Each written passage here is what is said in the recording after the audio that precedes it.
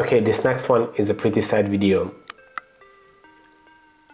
So this happened in 2023 in São Lourenço de Bairro in Portugal, where 2 huge wine tanks were destroyed, exploded, and 2.2 million liters of wine was spilled, which is almost 3 million bottles of wine.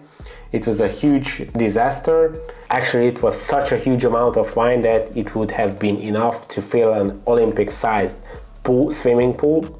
Luckily, the local firefighters were able to divert the flow of this huge amount of wine from the river, because there was this Certima river, and this way they prevented a natural disaster, because just imagine 2.2 million liters of wine entering the river. That could have been even more catastrophic, but they prevented it. And yeah, it was a pretty sad situation. I think I read that the structural system of one of the tanks was damaged and it exploded, and as the tank was falling over, it hit another one. So this is why there were actually 2 tanks that have been destroyed.